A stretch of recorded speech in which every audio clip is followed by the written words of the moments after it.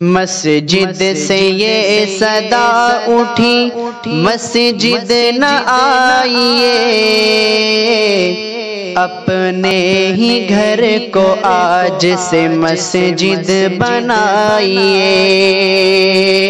مسجد سے یہ صدا اٹھی مسجد نہ آئیے، اپنے ہی گھر کو آج سے مسجد بنائیے، اپنے ہی گھر کو آج سے مسجد بنائیے۔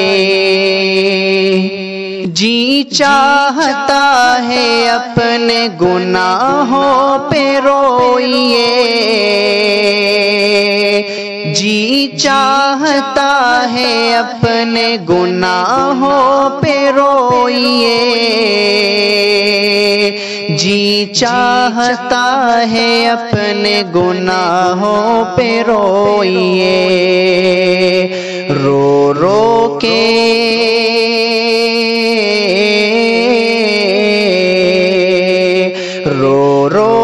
اپنے روٹھ خدا کو منائیے۔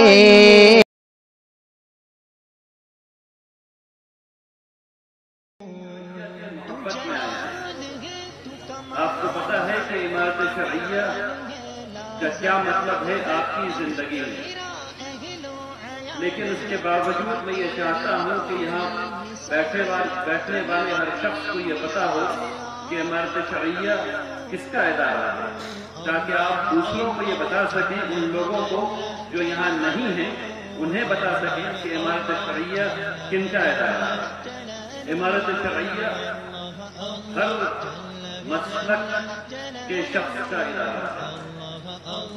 اگر وہ شیعہ ہے تو وہ عمارت شرعیہ کا ہے، اگر وہ سنی ہے تو وہ عمارت شرعیہ کا ہے۔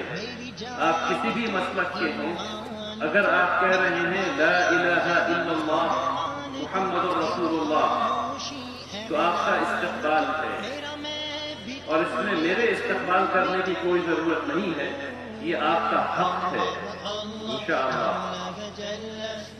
ٹھیک اسی طریقے سے عمارت شرعیہ ان لوگوں کا ادارہ بھی ہے جو عمارت شرعیہ سے مدد چاہتے ہیں، چاہے وہ لا الہ الا اللہ محمد رسول اللہ نہیں بھی کہہ رہے ہیں۔ اور عمارت شرعیہ ان لوگوں کا ادارہ بھی ہے جو عمارت شرعیہ کو اپنا ادارہ نہیں سمجھتے ہیں، کیونکہ جب ان پر آفت آئے گی تو انشاءاللہ عمارت شرعیہ ان کے ساتھ کھڑی رہے گی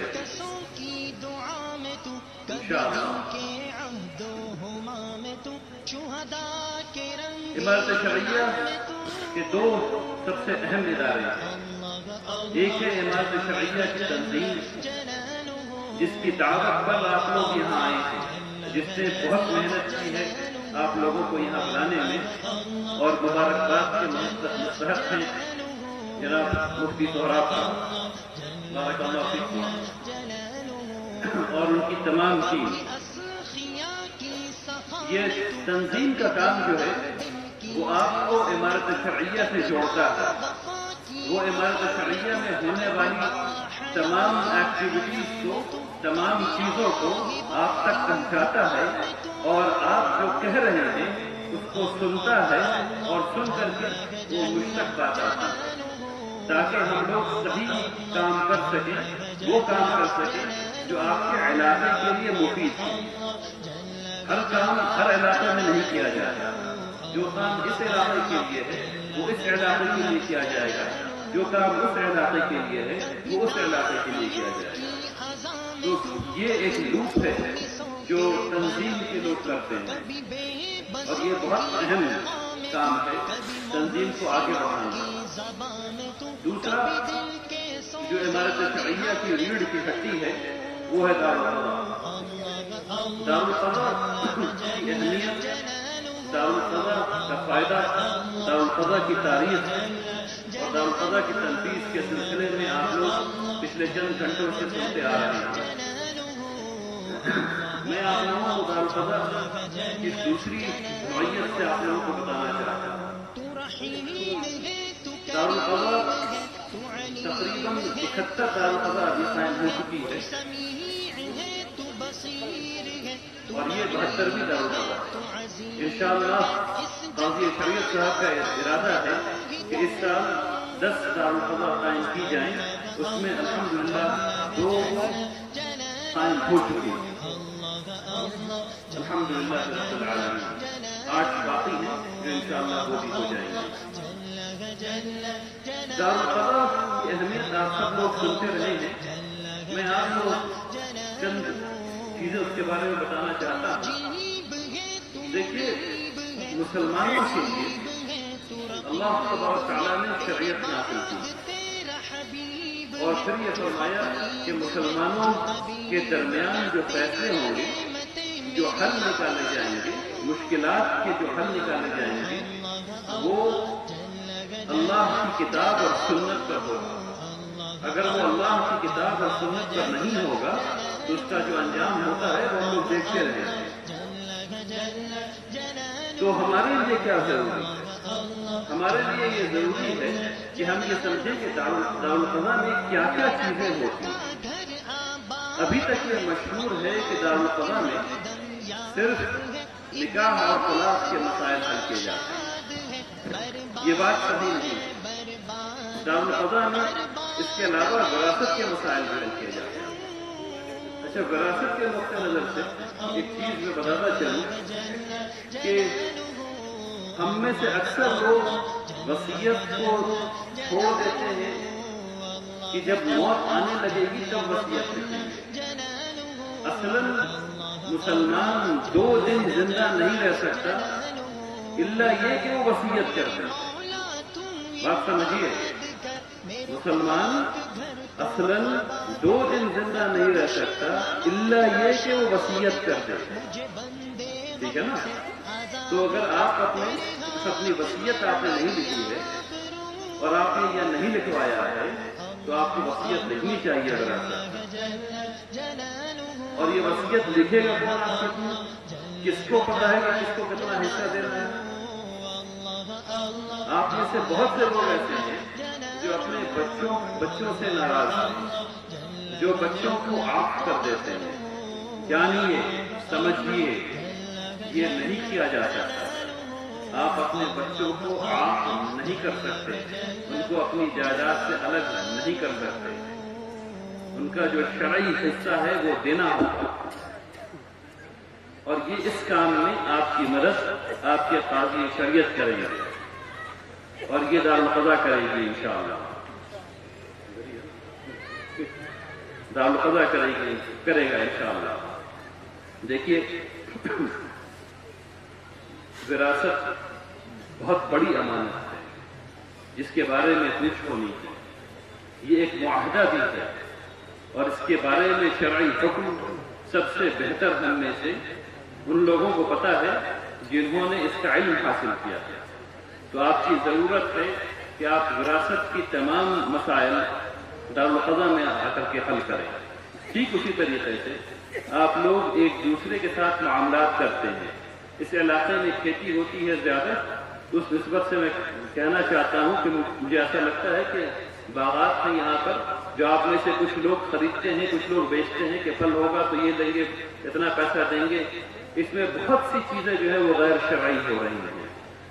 آپ کو یہ چاہیے کہ آپ حلال کام کریں، اس لیے آپ کو یہ چاہیے کہ آپ آ کر کے قاضی شریعت صاحب سے پوچھیں کہ میں اور میرا دوست ہم لوگ اس معاہدے میں شامل ہونا چاہتے ہیں، کیا یہ شرائط حلال ہیں یا نہیں ہیں؟ تب آپ کو قاضی شریعت بتائیں گے کہ نہیں، ایسا نہیں کیجیے، ایسا کیجیے، یا ویسا مت کیجیے، ایسا کیجیے، تاکہ آپ لوگ حلال کے دائرے میں رہیں۔ کوئی بھی مال جو حرام طریقے سے کمایا گیا ہو وہ آپ کو نہ اس دنیا میں فائدہ دینے والا ہے نہ اس دنیا میں فائدہ دینے والا ہے۔ اور 1 روپیہ حلال کا اس دنیا میں بھی فائدہ دینے والا ہے اور اس دنیا میں بھی فائدہ دینے والا ہے۔ حلال کمائی، اگر نیت آپ کی صحیح ہے اور آپ حلال کما رہے ہیں تو ثواب کا کام ہے۔ اگر آپ 1 کروڑ روپیہ بھی کما رہے ہیں اور نیت صحیح ہے تو ہر 1 روپے کا ثواب مل رہا ہے جو آپ کما رہے ہیں۔ اس لیے زیادہ کمانا گناہ نہیں ہے، حلال طریقے سے کمانا ثواب ہے، اور ناجائز طریقے سے کمانے کا مطلب سب کو پتا ہے۔ दारुल-क़ज़ा में निकाह, तलाक, विरासत, मुआहिदा, ये तमाम चीज़ें होती हैं। जब मुआहिदा बड़ा वसीअ तरीन लफ्ज़ है, इसमें बहुत ढेर सारी चीज़ें आती हैं। आपके घर में भाई से झगड़ा हो गया है किसी बात पर, कौन उसको निपटाएगा, कौन सुलह कराएगा? काजी साहब ने अभी बताया कि सुलह कर लेना 70 साल के नफिल का जो सवाब है वो सुलह कर लेने से हो जाता है। तो कितनी अच्छी बात है कि लड़ाई अगर खुदा न खास्ता हो गई है, शैतान का वसवसा हो गया है, शैतान ने आकर के दिल में बात डाल दी है और एक दूसरे से लड़ाई हो गई है, तो इस बात को समझ करके कि 70 साल की नफिल का सवाब मिल जाएगा, सुलह कर लें। ज्यादा ज्यादा क्या होगा, कुछ देना पड़ जाएगा, दे दीजिए। जो देंगे उसका भी सवाब होगा, जो रह जाएगा उसका भी सवाब होगा इंशाअल्लाह। देखिए, दुनिया बहुत कम वक्त के लिए है, इसको अपने ऊपर मुश्किल न बनाइए। दुनिया बहुत कम वक्त के लिए है, इसको अपने ऊपर मुश्किल न बनाइए, अपने लोगों के ऊपर मुश्किल न बनाइए। इसी से याद आया अभी कि आपकी अभी नई दारुल-क़ज़ा खुली है और खुलते खुलते अल्लाह तबारक तआला ने इसमें बरकत अता फरमाई। और गालिबन इस वाक़े को मुफ्ती साहब ने आपको बताया भी होगा कि दो लोग जो बहुत ज़माने से आपस में मनमुटाव था और बहुत शिद्दत के साथ मनमुटाव था, आज अल्हम्दुलिल्लाह रब्बिल आलमीन उनकी सुलह हो गई। अल्हम्दुलिल्लाह। मैं कहता हूं तकबीर आप कहिए, अल्लाहु अकबर, तकबीर तकबीर तकबीर, अल्हम्दुलिल्लाह। दारुल-क़ज़ा में कैसे लोग काम करते हैं ये भी आपको जानना चाहिए। दारुल-क़ज़ा में काजी बनने के लिए एक आदमी को आलिम बनना पड़ता है या फाजिल बनना होता है। ये 9 या 10 साल का कोर्स है जो तमाम जामियात में पढ़ाया जाता है, आप जानते हैं। इसको करने के बाद वो 2 साल का इफ्ता करते हैं। इफ्ता यानी कि वो मुफ्ती बनते हैं। मुफ्ती जो लफ्ज है वो यानी आपकी इस्तिलाह में उसको वकील बनना कहते हैं। यानी वो इस लायक हो जाते हैं कि वो इस्लामी कानून को किताब और सुन्नत से इस्तिखराज करके, निकाल करके, उसको समझ करके आपको समझा सकें। वो इस लायक हो जाते हैं। अब इसके बाद फिर 6 महीने का कोर्स उनको कराया जाता है। इमारत शरइया में फिर 6 महीने का कोर्स कराया जाता है।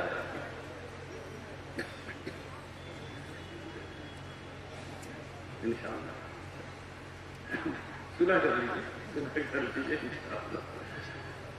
फिर 6 महीने का कोर्स कराया जाता है इमारत शरइया में, ताकि वो समाज जितने भी काम होते हैं काजी बनने के, लोगों से बात करना, सुलह कराना, सुलह कराने की तरगीब देना, लोगों से लोग अलग अलग बैठाना वगैरह वगैरह, जो तमाम काम होते हैं उसको समझते हैं, उसको सीखते हैं, उसमें महारत पैदा करते हैं। उसके बाद तब जाकर के इम्तिहान देते हैं, पास होते हैं, इंटर्नशिप करते हैं, फिर जाकर के काजी मुतय्यन होते हैं। तो अल्हम्दुलिल्लाह मैं आपको इससे ये बताना चाहता हूँ कि वो इस लायक हैं कि आपके हकम बन सकें, वो इस लायक हैं कि आपके बीच बैठ करके वो आपके दरमियान मुसालहत करा सकें। उनके पास वो ट्रेनिंग मौजूद है, अल्हम्दुलिल्लाह रब्बिल आलमीन। इमारत शरइया में जो दारुल-क़ज़ा है, इसके काम करने का तरीका भी आपको जानना चाहिए। इसके काम करने के तरीके में सबसे पहली कोशिश जो होती है वो सुलह कराने की होती है। जैसा कि आपको भी बताया, तमाम तर फोकस हम लोगों का ये होता है, मेरा नहीं, काजी साहब का और इनकी टीम का ये होता है कि लोगों के दरमियान, फरीक़ैन के दरमियान सुलह हो जाए। अच्छा, सुलह होने का क्या मतलब है? सुलह होने का लाज़मी मतलब ये निकलता है कि तुम भी कुछ छोड़ दो, हम भी कुछ छोड़ देते हैं, दोनों आदमी छोड़ देते हैं और कुछ अच्छा नहीं, दोनों आदमी छोड़ देंगे तो सुलह हो जाएगी। और 99% लोग सुलह तो यही समझते हैं कि तुम कुछ छोड़ दो, हम कुछ छोड़ दें, सुलह हो जाएगी। लेकिन असलन ये सबसे खराब तरीका है सुलह करने का।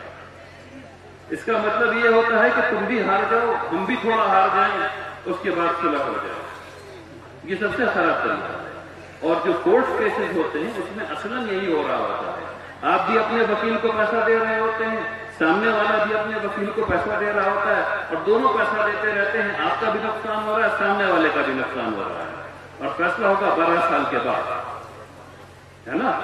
یہی ہوتا ہے نا، دونوں آدمی وکیل کو پیسہ بھرتے رہتے ہیں، فائدہ کس کو ہو رہا ہے، آپ کو یا وکیل کو؟ جتنا پیسہ وکیل کو دیا تھا اگر دونوں آدمی مل کر کے آپس میں بانٹ لیتے وہی پیسہ تو کتنا اچھا ہوتا۔ تو یہ ایک فکر ہے صلح میں کہ ہم بھی چھوڑ دیں، تم بھی چھوڑ دو، ہم بھی ہار جائیں، تم بھی ہار جاؤ، پھر بات ہو جائے گی۔ دوسری طریقہ یہ ہوتا ہے کہ ہم دو فریقین میں ایک صاحب جو ہیں وہ یہ کہتے ہیں کہ میں مظلوم بن جاؤں گا، میں شہید ہو جاؤں گا۔ اصلاً اسلام یہ نہیں چاہتا کہ آپ اپنے حق کو چھوڑ دیں، اسلام یہ چاہتا ہے کہ آپ اپنا حق بھی لیں اور دوسرے کا حق بھی دیں، چھوڑے نہیں۔ یعنی اسلام یہ چاہتا ہے کہ ظلم کسی پر نہ ہو، آپ اپنا حق لیجیے اور دوسرے کا حق لیجیے۔ تو دوسری شرط جو ہے وہ بھی صحیح نہیں ہے۔ تیسری بات ہے جو مسلمان ہونے کی حیثیت سے یہ اقل درجہ ہے جو آپ کے ذہن میں ہونا چاہیے، جب بھی لڑائی ہو سوچیے کہ کیا ہو کہ تم بھی جیت جاؤ اور کیا ہو کہ ہم بھی جیت جائیں۔ ایک طریقہ ہے ایسا، وہ طریقہ اخلاص سے اور حق سے آتا ہے۔ اگر آپ نے اپنے مومن بھائی کے لیے فکر کی اور یہ سوچا کہ ہم کیا کریں گے کہ سامنے والا جیت جائے، اور سامنے والا بھی یہ سوچے کہ کیا کریں کہ سامنے والا جیت جائے، اور اس فکر میں جب یہ فکر آ جاتی ہے تو اس ٹیبل پر سے دونوں ہی آدمی جیت کر کے اٹھتے ہیں، کوئی آدمی ہار کے نہیں اٹھتا ہے، اس دنیا میں بھی اور آخرت میں بھی، اس دنیا میں بھی اور آخرت میں بھی۔ لوگ یہ سمجھتے ہیں کہ اللہ کی بنائی ہوئی اس دنیا میں ریسورسز کم ہیں، یعنی ایک روٹی ہے، اس روٹی کو آدھا کاٹ دیں گے تو آدھا ہی ملے گا نا، ایک روٹی کو آدھا کاٹ دیں گے آدھا ہی ملے گا نا۔ یہ عقل کی بات ہے لیکن برکت کی بات نہیں ہے۔ جب نیت صاف ہوتی ہے تو اللہ اس ایک روٹی کو 2 روٹی بنا دیتے ہیں۔ کبھی تجربہ کر کے دیکھ لیجیے گا، جیسے کہ آج بھی الحمدللہ، ٹھیک ہے؟ اس چیز کو یاد رکھیں، یہ عقل کے خلاف بات لگتی ہے، لیکن جب 2 مومن بھائی اللہ کو راضی کرنے کے لیے ایک دوسرے سے محبت کرتے ہیں اور خاص کے دونوں میں لڑائی ہو گئی ہے، اگر اس کو ایسے نپٹانا چاہتے ہیں کہ دونوں جیت کر کے اٹھیں تو یہ ممکن ہے۔ اور ہم لوگوں نے کئی دفعہ، میرا بڑا تجربہ رہا ہے انٹرنیشنل ارینا میں کام کرنے کا، اور میں نے ہمیشہ یہ دیکھا ہے کہ اگر لوگ صرف سچائی کے ساتھ بات کر لیں تو دونوں فریقین جیت کر کے اٹھتے ہیں۔ تو کوشش کیجیے کہ ایسا ہو انشاءاللہ۔ اس کے بعد بھی اگر بات نہیں بنتی، یعنی صلح کی اگر بات نہیں بنتی ہے تو پھر سماج کا مسئلہ آتا ہے، قاضی صاحب بیٹھتے ہیں، دونوں کی بات سنتے ہیں، الگ الگ بھی بات سنتے ہیں، ساتھ بٹا کر کے سنتے ہیں، دلائل دیکھتے ہیں، اور اس کے بعد پھر ایک حل نکالا جاتا ہے۔ نوٹس کیجیے، میں حل کہہ رہا ہوں، میں صرف فیصلہ نہیں کہہ رہا، میں حل کہہ رہا ہوں۔ مسلمانوں کے درمیان صرف فیصلے نہیں ہوا کرتے، حل بھی ہوا کرتے ہیں، اور حل جو ہے وہ زیادہ اچھی چیز ہے فیصلے سے۔ فیصلے کا لازمی مطلب شاید لوگ یہ نکالتے ہیں کہ ایک کی جیت ہوگی دوسرے کی ہار ہوگی، لیکن حل کا لازمی مطلب یہ ہے کہ دونوں کی جیت ہوگی انشاءاللہ۔ یہ ہے پروسیس عمارت شرعیہ کے کام کرنے کا، دارالقضا کے کام کرنے کا۔ اب ذرا میں چند باتیں کہنا چاہتا ہوں عمارت شرعیہ کے سلسلے میں۔ 2 دنوں پہلے میں حضرت مولانا ابو المحاسن سجاد صاحب رحمۃ اللہ علیہ میموریل لائبریری میں بیٹھا ہوا تھا، وہاں ایک صحافی صاحب نے مجھ سے پوچھا کہ عمارت شرعیہ کرتی کیا ہے؟ عمارت شرعیہ تو صرف چاند دیکھنے کا ادارہ ہے، تو چاند نکلا تو چاند بتا دیا، اس کے علاوہ اور کیا کرتی ہے؟ اور قومی محصول لیتی ہے، آ کر کے قومی محصول لے کر کے چلی جاتی ہے۔ 2 کام عمارت شرعیہ کرتی ہے۔ میں آپ کو یہ بتانا چاہتا ہوں، میں یہ سمجھتا ہوں کہ آپ میں سے اکثر لوگوں کو یہ پتا ہے کہ عمارت شرعیہ کی کیا قدر و قیمت ہے، اسی لیے رات کے 11:33 پر آپ تمام لوگ یہاں بیٹھے ہوئے ہیں اور سن رہے ہیں ہم لوگوں کو۔ لیکن میں ان ان لوگوں کے لیے جو لوگ یہاں نہیں ہیں ان کے لیے آپ کو بتانا چاہتا ہوں تاکہ آپ ان لوگوں کو بتائیں کہ امارت شرعیہ کیا کیا کر رہے ہیں۔ سب سے پہلی بات تو یہ ہے کہ چاند دیکھنا کوئی چھوٹا موٹا کام نہیں ہے۔ چاند دیکھنا کوئی چھوٹا موٹا کام نہیں ہے۔ اگر امارت شرعیہ پر آپ کا اعتماد نہیں ہو اور وہ چاند نہیں دیکھے اور آپ اپنے اپنے گاؤں میں چاند دیکھیں اور اس پر عید منائیں تو آج اس گاؤں میں عید ہوگی، کل اس گاؤں میں عید ہوگی اور تمام اجتماعیت ختم، تمام اتحاد ختم۔ ایک کے ہاں 30 کروڑ کا ہوتا ہے، کیا 31 کروڑ کا ہوتا ہے؟ یہ بے پناہ اہم امر ہے جس کو ہلکے میں نہیں آنکنا چاہیے۔ دوسری بات کہ امارت شرعیہ ابھی صرف تعلیمی میدان میں ہم لوگ دیکھ لیں تو 282 وفاق کے مدارس کو دیکھتی ہے، 96 مکاتب کو دیکھتی ہے، جو کہ انشاءاللہ لگاتار بڑھ رہے ہیں۔ اور جیسا کہ آپ کو مفتی صاحب نے بتایا تھوڑی دیر پہلے، ہم لوگوں کا ارادہ ہے کہ اس کو انشاءاللہ کئی ہزار بنائیں باذن اللہ تعالی۔ ٹھیک اسی طریقے سے امارت شرعیہ کے کئی مدرسے قائم ہیں، دارالاسلامیہ ہے، اس قسم کے مدرسے قائم ہیں، اسکول ہیں جو امارت شرعیہ جس کو آپریٹ کر رہی ہے۔ کئی اسکول ہیں جس میں کام ہو رہا ہے، جس میں بچے پڑھ رہے ہیں، اور انشاءاللہ آنے والے چند سالوں میں ہر ڈسٹرکٹ میں ریزیڈینشل اسکول ہوگا اور انشاءاللہ آپ کی ڈسٹرکٹ میں بھی ہوگا انشاءاللہ۔ یہ صرف تعلیم کے نقطہ نظر امارت شرعیہ اتنا کام کر رہی ہے، باقی چیزیں تو اور ہیں انشاءاللہ۔ آپ کا مسلمانوں کی ترقی، مسلمانوں کا تحفظ، یہ دو کام امارت شرعیہ کے مقاصد ہیں۔ ترقی بھی ہو رہی ہے اور تحفظ بھی ہو رہا ہے الحمدللہ۔ اب چند باتیں مجھے آپ سے سماجی نقطہ نظر سے کرنی ہے۔ دیکھیے، چھوٹے گاؤں میں خاص کر کے جہاں پیسے کی کمی ہوتی ہے، لوگ سود پر پیسہ لے لیتے ہیں۔ مجھے پتہ نہیں ہے کہ آپ کے علاقے میں یہ نظام قائم ہے یا نہیں ہے، یا نہیں ہے، اس کے بارے میں بات کرنے کی ضرورت نہیں ہے الحمدللہ رب العالمین۔ دوسری جگہوں پر جہاں میں گیا ہوں، لوگوں نے مجھے بتایا ہے کہ لوگ سود پر پیسے لے رہے ہیں۔ آپ میں سے بہت سے لوگوں کے بینک اکاؤنٹ ہیں جو چیکنگ بینک اکاؤنٹ نہیں ہے، سیونگز بینک اکاؤنٹ ہے۔ بہت زیادہ چلتا ہے، ہر گھر پہ چلتا ہے۔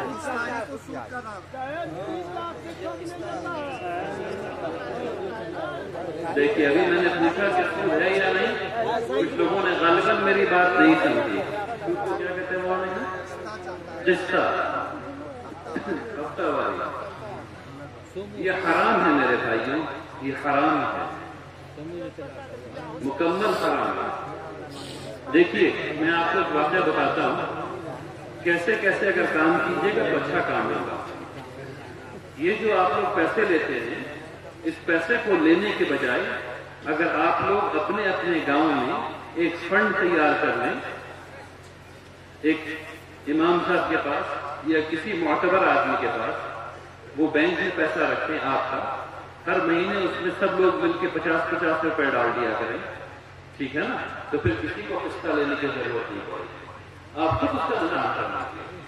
آپ لوگ کہہ دیجیے کہ بھائی یہ جو پیسے جمع ہو رہے ہیں یہ اس چیز کے لیے قرض دیے جائیں گے، اس چیز کے لیے قرض دیا جائے گا اور اس چیز کے لیے قرض دیا جائے گا، بہت جو آپ کے گاؤں میں ضرورت ہے پھر لیجیے اور واپس کیجیے، 0% انٹرسٹ، کوئی انٹرسٹ نہیں، تو اس سے مسئلہ حل ہو جائے گا۔ لیکن آپ لوگوں کو اس کے لیے متحد ہونا پڑے گا، ایک دوسرے پر بھروسہ کرنا پڑے گا، اور جب آپ متحد ہوں گے، جب آپ بھروسہ کریں گے تب یہ کام ہوگا۔ تو کوشش کیجیے کہ اس نحوست سے باہر آ جائے، یہ حرام کام ہے، اس سے باہر آنے کی ضرورت ہے، کوشش کیجیے کہ اس سے باہر آئے۔ دوسری بات، ہم لوگوں کے سماج میں رائج ہے عصبیت۔ عصبیت کا مطلب یہ ہے کہ میرا حلوہ اچھا تمہارا خراب، میرا حلوہ اچھا تمہارا خراب، یعنی ہم جو دکھ رہے ہیں بہت اچھے دکھ رہے ہیں، تم جو دکھ رہے ہو آنکھ थोड़ी टेढ़ी है, ये असलियत है, ये मासियत है, ये गुनाह है। चाहे वो रंग पर हो, चाहे वो नस्ल पर हो, चाहे वो जात पर हो, चाहे वो मर्द और औरत पर हो, चाहे वो किसी चीज पर हो। अपने आप को बरतर समझना और दूसरे को कमतर समझना ये गुनाह है। चाहे वो जात के लिए हो, चाहे वो रंग के लिए हो, चाहे वो नस्ल के लिए हो, चाहे वो इलाके के लिए हो, किसी भी चीज के लिए हो। यहाँ जात फैली हुई है। मैं यहाँ आया तो लोगों ने मुझे जात गिनाई कि यहाँ ये हैं, ये हैं, ये हैं, ये हैं। तो मुसलमान कहाँ है? रसूलुल्लाह सल्लल्लाहु अलैहि वसल्लम ने अपने आखिरी खुतबे में खड़े होकर के तमाम जात को खत्म कर दिया, तमाम भेदभाव को खत्म कर दिया, तमाम असबियत को खत्म कर दिया। तो हम लोग अगर मुसलमान हैं और रसूलुल्लाह सल्लल्लाहु अलैहि वसल्लम हमारे मुअल्लिम हैं और हम अगर मुतअल्लिम हैं तो हम कितने खराब मुतअल्लिम हैं, हम कितने खराब स्टूडेंट हैं उनके। हम क्या मुंह उनको दिखाएंगे जब वो हमसे पूछेंगे आखिरत में कि हमने तो नस्ल खत्म कर दी थी, नस्ल की बरतरी खत्म कर दी थी, रंग की बरतरी खत्म कर दी थी, तमाम किस्म की बरतरी खत्म कर दी थी। सिर्फ एक बात थी, सिर्फ एक चीज है जो एक मोमिन को दूसरे मोमिन पे फौकियत देती है, वो है तकवा, वो है तकवा।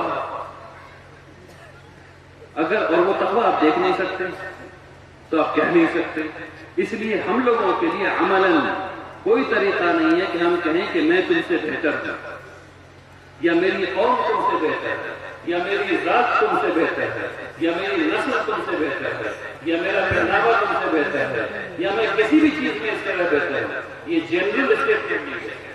ये जरूर दे सकते हैं कि एक दिन अगर मैंने अच्छा कपड़ा पहना हुआ है और आपने खराब कपड़ा पहना हुआ है तो एक आम स्टेटमेंट है कि मेरा कपड़ा आज अच्छा है, ये बिल्कुल मुख्तलिफ बात है। लेकिन हम लोग अच्छा पहनते हैं, हम लोग अच्छे हैं, मेरा घराना अच्छा है, मेरी जात अच्छी है, बिल्कुल बिल्कुल बिल्कुल बिल्कुल ये मासियत है, गुनाह है।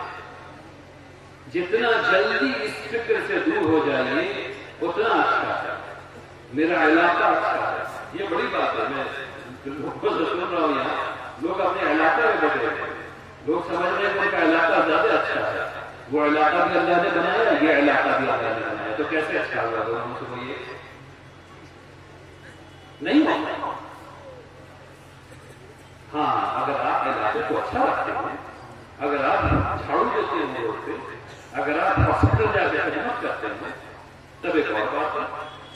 लेकिन फिर वो खैर का कॉम्पिटिशन है जो कि अलाउड है, जो कि रसूलुल्लाह सल्लल्लाहु अलैहि वसल्लम ने कहा करो, तो खैर का कॉम्पिटिशन कीजिए। आप ये जरूर कर सकते हैं कि हम लोग अपने इलाके में सफाई ज्यादा रखते हैं, करके दिखाइए। लेकिन ये नहीं कह सकते कचरा रोड पर फेंका हुआ है, फिर नहीं कह सकते कि अच्छा है ना।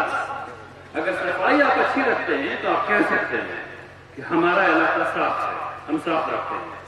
हमारे इलाके में किसी मरीज को दिक्कत नहीं होती, अगर पैसे की जरूरत होती तो आके मस्जिद में कहता है, हम उसका इंतजाम करते हैं, फिर होती है बात। फिर आप कह सकते हैं कि हमारी मस्जिद अच्छी है, हम यहाँ ये काम करते हैं। कंपटीशन जब भी होगा वो खैर में होगा, खराबी में नहीं होगा, उस चीज में नहीं होगा जिसपे आपको कोई कुदरत हासिल नहीं थी। आपकी नस्ल पर आपको कोई कुदरत हासिल नहीं, आपकी जात पर आपको कोई कुदरत हासिल नहीं, आपके मर्द होने पर आपको कोई कुदरत हासिल नहीं, आपके औरत होने पर आपको कोई कुदरत हासिल नहीं। ये तमाम अमर अल्लाह के हैं। और अगर आप इस पे अपने आप को बरतरी देखते हैं, फौकियत देते हैं, तो आप मासियत कर रहे हैं। हाँ, जो काम आपके कुदरत के अंदर है और फिर आपने उसको किया, मसलन आपने स्कूल बना दिया यहाँ पर, बहुत अच्छा, आप सब लोग मिले, आप सब लोगों ने जमीन का इंतजाम किया, इमारत शरिया से राब्ता किया, यहाँ इमारत पब्लिक स्कूल बना, तब आप कह सकते हैं कि हमारे इलाके में इमारत पब्लिक स्कूल है। ये आप जरूर कर सकते हैं। करेंगे, जोर जरिए इंशाअल्लाह। ठीक है, देखिए अखीरन जब मैं अपनी बात खत्म करना चाहता हूं यहाँ पे, अखीरन अल्लाह को राजी करना, अल्लाह की रजा ही है जो काम आने वाली है। और अल्लाह की रजा उस वक्त तक नहीं होगी जब तक हम लोग अल्लाह से सबसे ज्यादा मोहब्बत नहीं करें। अशद्द हुब्बन लिल्लाह, हम लोग जब तक सबसे ज्यादा मोहब्बत अल्लाह से नहीं करें और उनके बाद सबसे ज्यादा मोहब्बत मोहम्मद रसूलुल्लाह सल्लल्लाहु अलैहि वसल्लम से नहीं करें, यहाँ तक कि अपनी माँ से और अपने बाप से ज्यादा।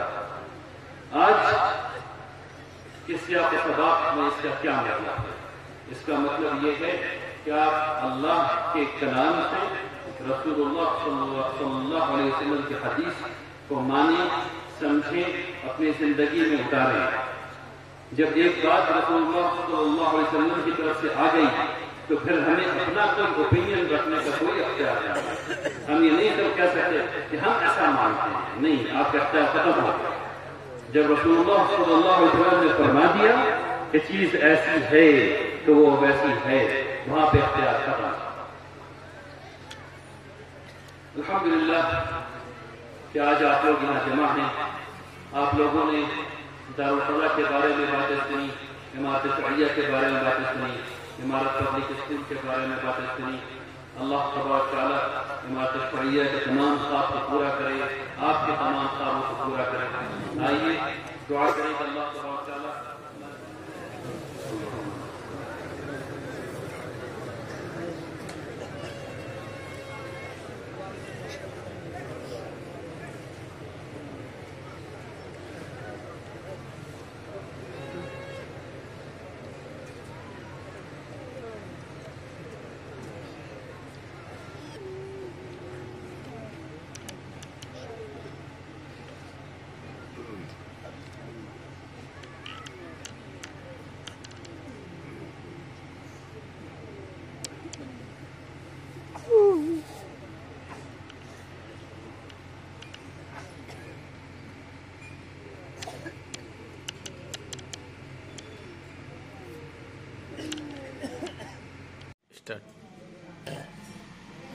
जी, मेरा नाम मोहम्मद अफजल, सदर मदरसा इमदादुल गुरबा बीरनगर बिसरिया, बरगमा ज़िला अररिया। मैं इस मदरसे में सदर मदरस की हैसियत से हूँ। सवाल कीजिए ना, क्या मौजूद है इजलास करने? ये इजलास हुआ है, ये इमारत शरिया की तरफ से ये दारुल क़ज़ा का क़याम मेरे यहाँ हुआ। बहुत ज़माना से इसकी कोशिश की गई थी और अल्लाह ताला ने उस कोशिश को कामयाबी में बदल दिया। ये हमारा इलाका बीरनगर बिसरिया, ये मुसलमानों की बहुत बड़ी आबादी है और यहाँ के लोग ख्वाहिशमंद थे कि मेरे यहाँ दारुल क़ज़ा का क़याम हो। यहाँ के लोगों को जोगबनी जाना पड़ता था, अररिया जाना पड़ता था, जिसकी वजह से परेशानी होती थी। लोग वहाँ जाते थे और जो लोग नहीं जाना भी चाहते थे, बड़ी परेशानी होती थी कि हम कैसे जाएं, क्या करें। तो यहाँ अब नज़दीक में तो अल्हम्दुलिल्लाह सारा मसला यहाँ से आएगा। इस तशरीफ़ लाए, अल्हम्दुलिल्लाह बहुत कसीर तादाद में यहाँ पर लोग इकट्ठा हुए और बहुत शानदार तरीके से यहाँ पर अमीर शरीयत का इस्तकबाल किया गया। कुर्बा में भी बाज़ाब्ता अमीर शरीयत का दुआया प्रोग्राम हुआ और अमीर शरीयत के साथ काजी शरीयत मौलाना काजी अंजार साहब और उनके साथ तमाम क़ज़ा हज़रात तशरीफ़ लाए। अल्हम्दुलिल्लाह बहुत अच्छे अंदाज में मदरसा इमदादुल गुरबा में भी तमाम मेहमानों का पुरतफाक इस्तकबाल किया गया। दारुल क़ज़ा जो यहाँ पे बना है, तो इसके तहत यहाँ के लोगों को आप क्या मैसेज देना चाह रहे हैं? क्या करेंगे? यहाँ के लोगों को दारुल क़ज़ा के सिलसिले में ये मैसेज देंगे कि अब हमारे यहाँ जो हम लोग शरीयत के मुताबिक जिंदगी गुजारते हैं, इसमें और मजबूती आएगी। लोग जागेंगे, लोग इससे फायदा लेंगे, लोग इससे नफा उठाएंगे और अपने बच्चों को, जैसे सिलाई सेंटर का क़याम हो रहा है और मकतब रहमानिया नाम से जो है यहाँ पर जो ये कायम हुआ है, इंशाअल्लाह मुझे उम्मीद है कि इमारत शरिया के प्लेटफार्म से जबरदस्त काम होगा। जो हमारे इलाका में पसमानदगी छाया हुआ है, इस वजह से जो तालीमी मेयार में बहुत पीछे हम लोग चल रहे हैं, उम्मीद है, मैं अमीर शरीयत से भी इल्तिजा करता हूं कि हमारे यहाँ CBSE board, ITI, engineering college, मैं इसकी मांग भी करता हूं। अगर जरूरत पड़ेगी जमीन के लिए तो मैं इमारत को इस निस्बत से जमीन भी दूंगा। इंशाअल्लाह हमारे इलाके के लोग जमीन देने के लिए भी तैयार हैं। जिस तरह से दारुल क़ज़ा का क़याम हुआ है, इसी तरह से ITI, engineering college, CBSE board का क़याम होगा। इंशाअल्लाह उसके लिए जो भी कुर्बानियाँ देनी पड़ेगी, हम लोग उस कुर्बानी को देंगे इंशाअल्लाह। दारुल क़ज़ा के क़याम के सिलसिले में जहाँ तक ताल्लुक है कि दारुल क़ज़ा का क़याम जो हुआ है, तो मैं अपने ख़ास तौर से पूरे बीरनगर बिसरिया के खास तौर से मुसलमानों से और जो भी दबे कुचले लोग हैं सभी लोगों से इल्तजा करता हूं कि दारुल क़ज़ा में कोई भी मामला हो, जैसे ये दारुल क़ज़ा का मकसद ही है, जैसा कि अमीर शरीयत ने भी वहां पर बयान किए कि भाई जो भी मामला हम लोग दुनियावी अदालत में न जा करके शरई अदालत में जाएं, वहां पर निकाह तलाक खला का जो मामला है बैठ करके मिल करके इसको हल करावे और क्या कहते हैं कि दुनियावी अदालत से हम लोग दूर रहें और यहाँ के जो इसमें जो फजूल खर्ची पैसे वगैरह बर्बाद होते हैं उससे हम लोग बचें। तो मैं यहाँ के लोगों से भी अपील करता हूँ कि जो भी मामला हो शरई अदालत में हम लोग पहुँच करके इस मामला को हल कराएंगे और दारुल क़ज़ा का मकसद भी यही है कि जो भी मामला हो शरई मसाइल हो जो भी हो हमारा शरीयत के मुताबिक जो जिंदगी गुजारना है जो भी इससे मुतालिक है हम दारुल क़ज़ा में पहुँच करके इस मामला को हल करें।